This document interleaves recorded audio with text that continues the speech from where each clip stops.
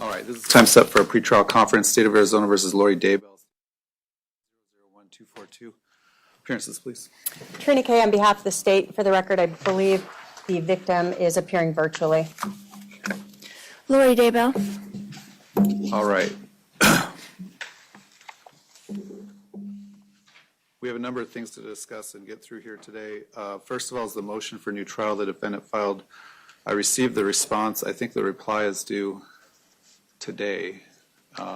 Is that being filed? Yes, Your Honor, I have it right here. And Is it ready to be filed? yes, Okay, we'll file that. You have a copy for the state? I do. Okay. The response, I'll take a look, or the reply, I should say, I'll take a look at that. The next thing I wanted to discuss was the state had filed a notice of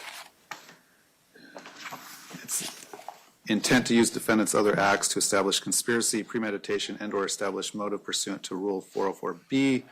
In your pretrial statement, you indicated you wish to strike or withdraw that? Correct, Your Honor. Okay, so that's withdrawn.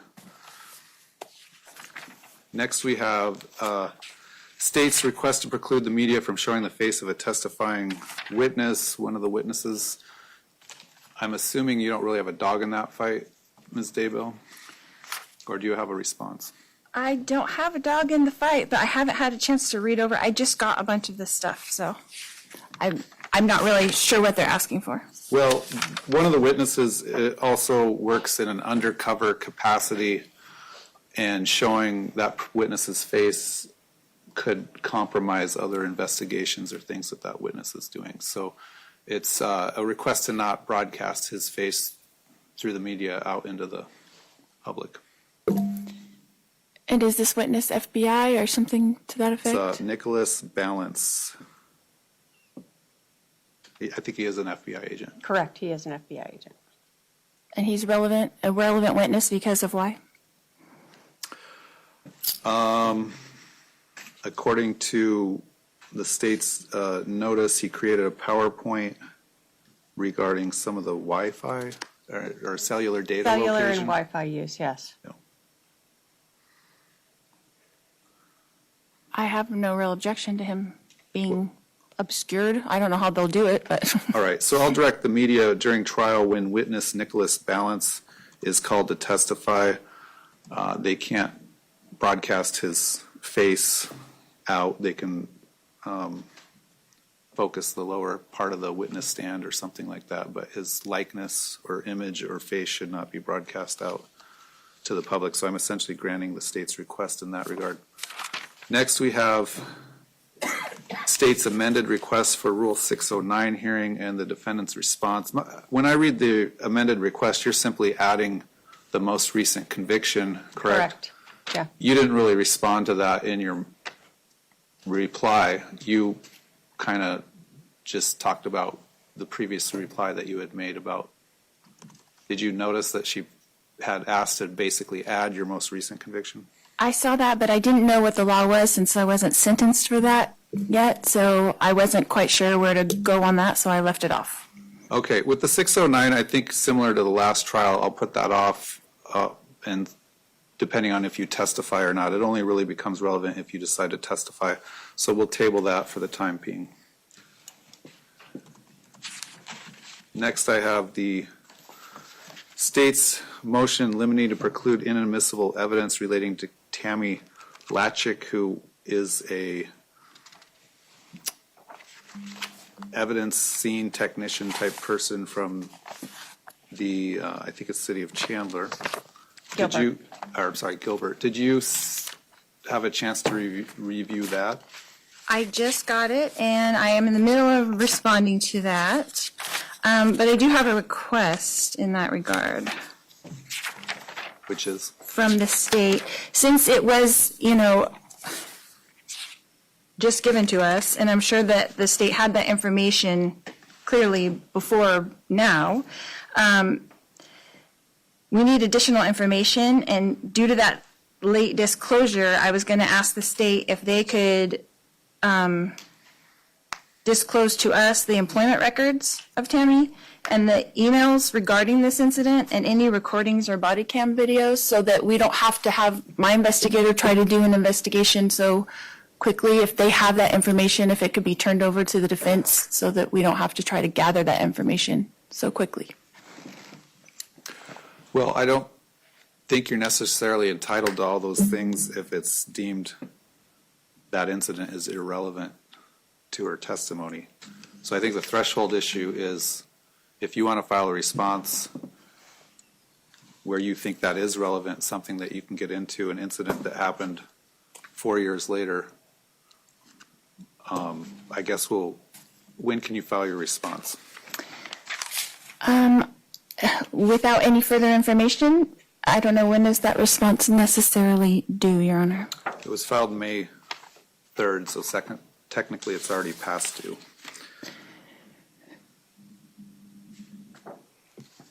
So can you file it by next, you have a copy of it now, I just got a copy, correct. right? How about next Wednesday, the 21st?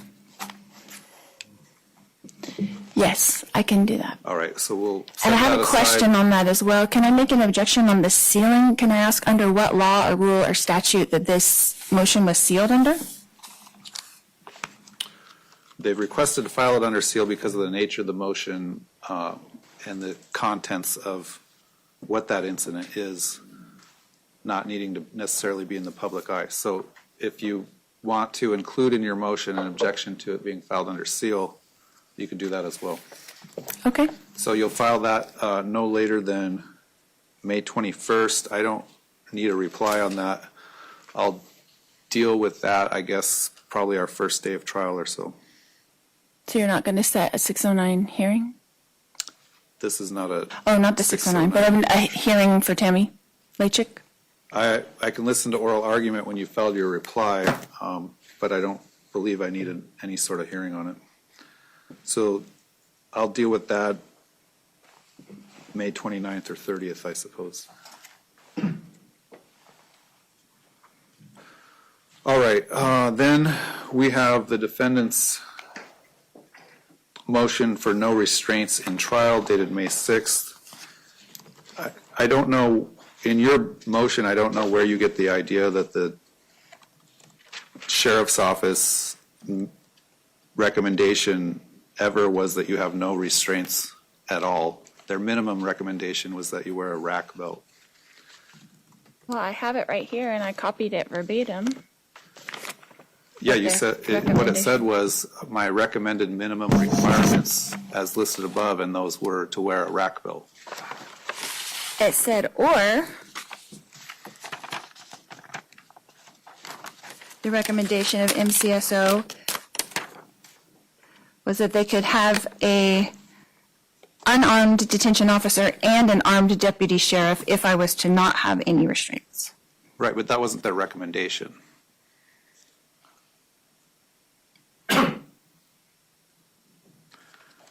I've received, the defendant's motion, I've received non-party Maricopa County Sheriff Jerry Sheridan's response. On the MCSO security justifications, my understanding is that was his recommendation. Your Honor, Joseph V. Hill for the Sheriff's Office, if you have any questions. Oh, okay. Well, I'll deny the motion from the defendant. The same conditions will be set that we had in the first trial, that being you wear the rack belt, no leg brace. There was one incident during the trial where you asked to take a break because a strap was hanging down behind your jacket. We did that. We rectified the situation. There's been no indication whatsoever that the jury noticed the rack belt or anything like that. So I think those conditions are appropriate and will remain for the second trial. Your Honor, the jury was not polled to see if they noticed anything either. Was that correct? Right. There was no request for that. All right. So next we have defendant's motion to consult with advisory council and team during trial dated May 6th. I don't know. I guess what exactly are you requesting? Are you requesting that during the lunch recesses you be housed somewhere where you can meet with your team? Correct. Okay. And I know that it's a DO situation, and I know that our DO is has his other obligations to do, so I didn't know if another officer could maybe, if something could be arranged so that I would have time with my team during those breaks and during lunchtime. We did accommodate that during breaks and recesses during the trial, to the extent that it doesn't delay the jury getting into the courtroom and resuming the trial when we need to, like when we take the 15-minute afternoon recess. That will continue. You'll have an opportunity to meet with them briefly. Over the lunch hour, I think is the real question. I did receive a response this morning from the sheriff's office, which indicates they don't really have an objection to that. Is that correct? That's correct, Your Honor. There is an area on the fourth floor in the South Court Tower where she can be taken to meet with her advisory council, and they'll work that out. All right. I don't have a problem with that. So if you need to meet with them when we break for lunch, just indicate to the DO that's what you need to do. There may be a day where you don't need to meet with them, but I'll essentially grant. Ms. Kay, I don't assume you don't have an issue with that. I have no position on it. So I'll grant the defendant's motion on that she can meet during the lunch hour. Again, the only restriction on that is that we're not going to delay bringing in the jury at 1:30. We'll expect everyone back in the courtroom to start on time.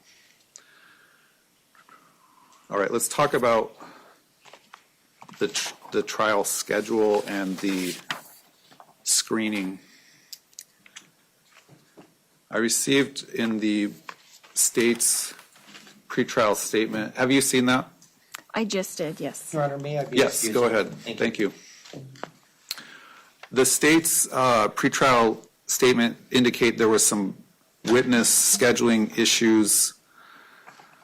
If we get the jury sat on the 30th and impaneled on the 30th, the last Friday in May, and we have our opening statements and begin testimony and evidence Monday, June 2nd, you indicated that the state indicated you would run out of witnesses either Wednesday or sometime Thursday. Correct. That are available that week, yes. Right, and then so we'll definitely go dark on Friday the 6th. I had initially indicated we would be in trial on that day, but if we can't have any witnesses here, we'll be dark on that day, and we'll indicate that for screening purposes for the jurors. I think we'll still indicate that we'll be in trial on the 5th, and we'll have to play that by ear. Maybe we will be dark, maybe we won't. But as far as when you resume on the 9th, you said you thought you would have 3 witnesses left at that point? Correct. Do you have an anticipation? Are those witnesses that would each take a whole day, or? I think it's possible I could finish that day. So ultimately what I'm getting at is trying to drill down the schedule and screening for the jury. Do we not need to screen them for the week of the 23rd?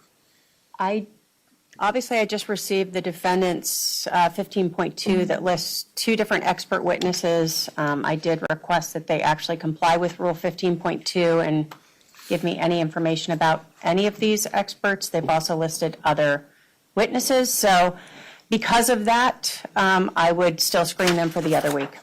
Well, maybe we should address that. Is there still no report from Lonnie Dworkin that the state's received? I have received nothing. Right. Do you have some sort of expert report you were disclosing? We will, Your Honor, yes. When? Well, when is that going to be? Because it's way past due. So the state did receive the affidavit from Lonnie explaining the things, which is why they turned over late discovery in the middle of trial. So we did have that. He's working on a few things for us as well now, and I will get with him as soon as possible and get that report to you as soon as possible. All right. Well, it's depending on what's in that report, it is likely to be precluded at this point, but I'll keep an open mind on that, and I guess we'll wait and see. Let's talk about, for the purposes of scheduling. Your Honor, and just there's one other person that I Googled. I'm going to ask her about the other witnesses. I received your supplemental witness list, I think, yesterday. You have, in addition to Mr. Dworkin, you have Weaver, Barkman, again, Detective Moffitt, Jeffrey White, Melanie Gibb, and Zulema Pastanas. Zulema Pastenes. Okay.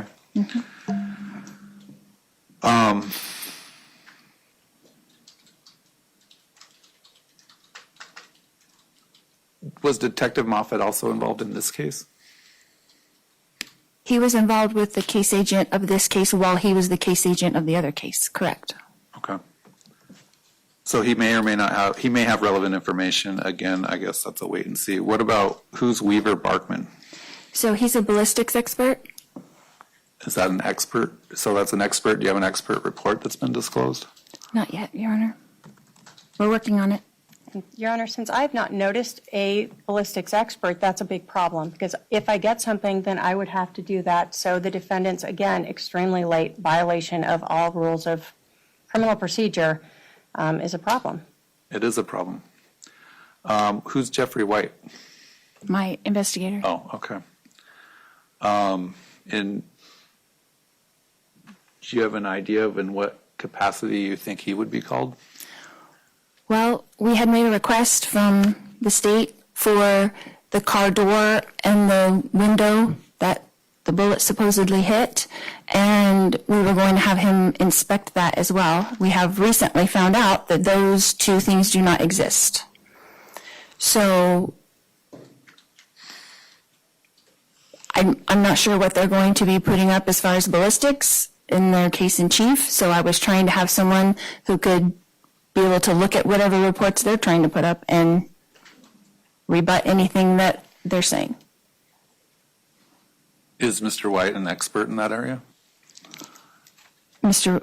Weaver? No, I said Jeffrey White. He's my investigator. Right, that's who I was asking, who has relevant information. What's Mr. White's relevant information for why might he be called as into trial? Because he's interviewing the witnesses as well, the defense witnesses. So is it some sort of extrinsic impeachment if they, Correct. what about Melanie Gibb? So Melanie Gibb and Zelina Pastenes were both initially noticed in the state's 15.1.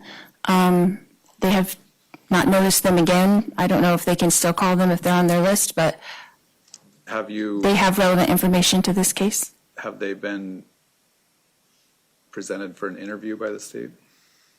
They've both been interviewed multiple times by the I state. mean, not by police officers, I mean by either a prosecutor or someone in her office in preparation for trial. In this case, Yeah, in either case. not that I'm aware of. Have they been subpoenaed? The subpoenas are out. What relevant information would they have? They have relevant information to Brandon Boudreaux Okay. and around that time. What is the nature of that relevant information? It will come apparent if they have to get up and testify, Your Honor. I will only call them if I need Well, they're going to them. be precluded if you can't give me some minimal, what relevant information they have. Just saying that they're relevant doesn't make them relevant. Okay? Yes, and is this procedure that I have to say what each of my witnesses are relevant ahead of time and give my whole case in chief Yes. over to the state? It is? Yeah, That's just how like- it works? like That's the- the rules of law? Stop interrupting me. Yes, that is the rule of law. That's just what the state does. They tell you what relevant information each witness has. So my answer is yes. So if you can't tell me what relevant information they have, they'll be precluded. They both have had dealings with Brandon Boudreaux and Alex Cox. So Okay, so does someone, that was a server for them at a restaurant. It doesn't make them have relevant information as to this case. Anyone who came into contact with Mr. Boudreaux or Mr. Cox had some interaction with them at some point in their lifetime does not make them a relevant witness. So what is their relevance? the state had them on their witness list and they're saying they're not relevant? Apparently not.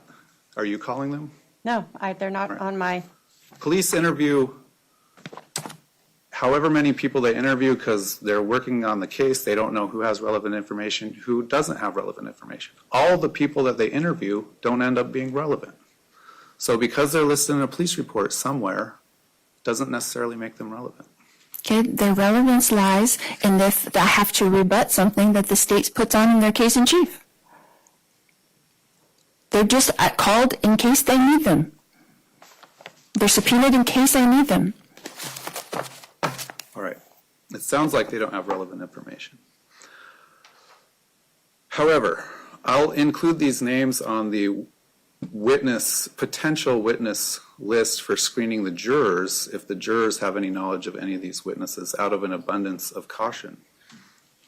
That's really the purposes for today is the questionnaire that goes out to the jurors. So I will include these witnesses. Again, Mr. Dworkin, Mr. Barkman, if they're expert witnesses that haven't provided any sort of report or expert witness testimony, they're likely to be precluded as witnesses. But I'll include them on the witness list. I think what I'm hearing is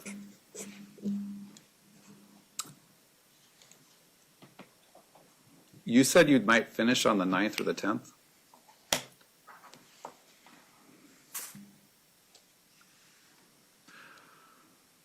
I'm going to indicate on the questionnaire to the jurors, potential jurors, that the trial is likely to end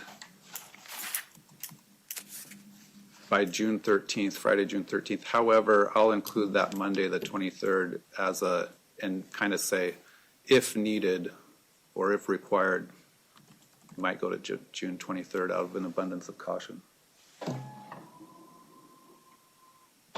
So I'll finalize that questionnaire. It's pretty much done, and it's pretty much the same as the last one, except for the names of the witnesses, the specific allegations, and then I removed the question about viewing medical examiner autopsy type photos because that's not needed in this case.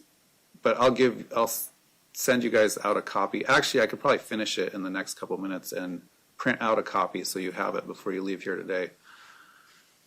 That questionnaire, I need to get with the jury office. I think we were talking about sending it out the 22nd and cutting it off the 28th or 27th.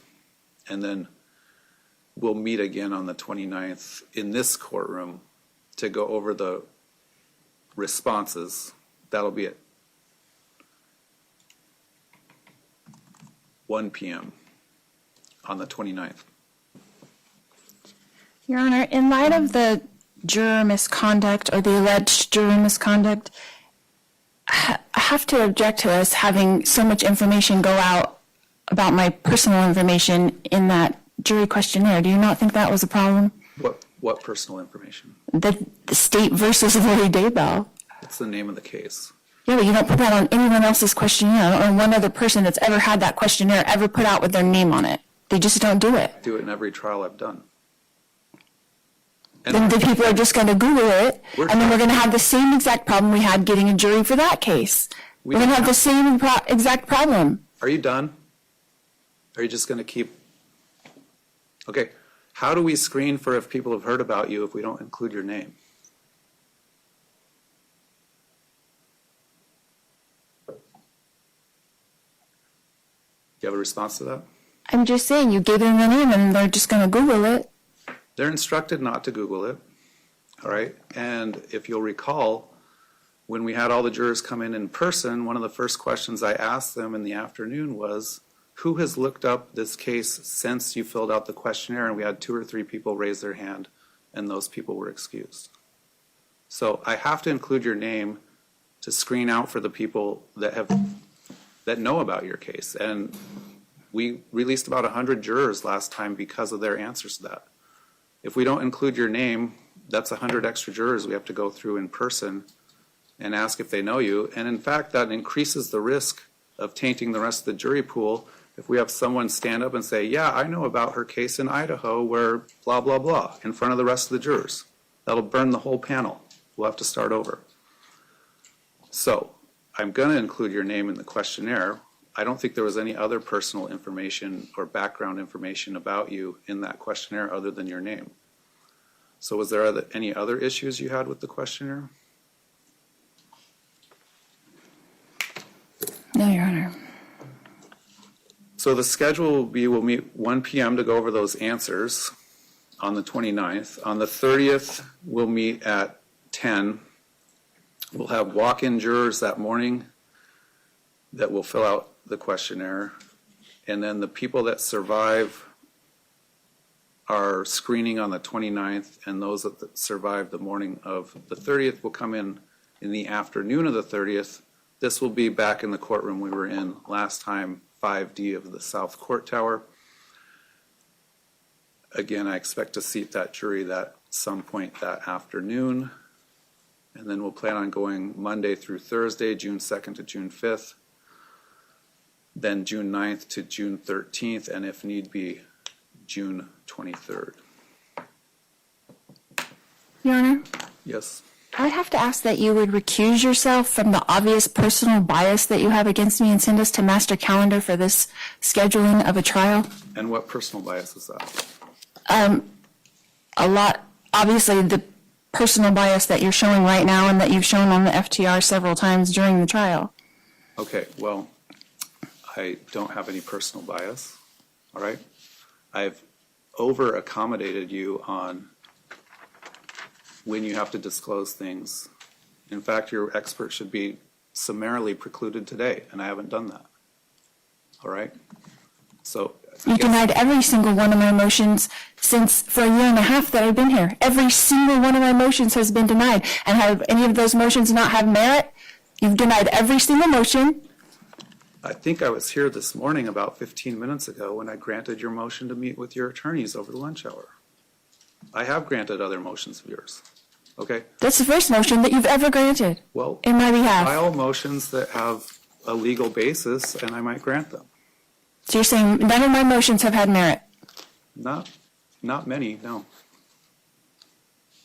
And none of the motions that my first team, you denied every one of my first team's motions, you denied every one of my second team's motions, and now you've denied every one of my motions until today. I haven't denied every one of your motions. Every single one of their motions was denied, every single one of the second team's motions were denied, and all mine. So you didn't come into this with any bias against me in the first place?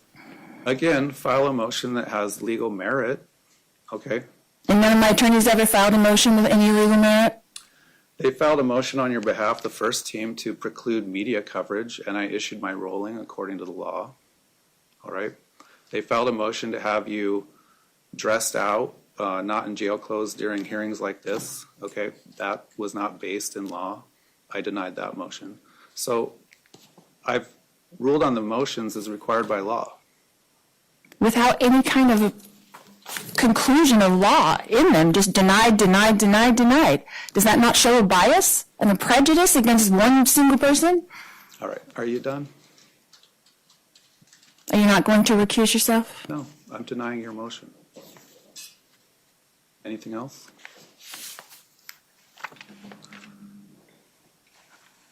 All right, I was handed a motion to suppress all evidence pertaining to Jeep Wrangler. I have not received that. Did you probably got a copy of it today or not? No. Oh, do we need to make copies? I just wasn't sure if you wanted to see them beforehand. All right, go ahead and make copies for the state. I also have a motion to dismiss for non-preservation of crucial evidence. So make a copy. I guess the state can file their response to those.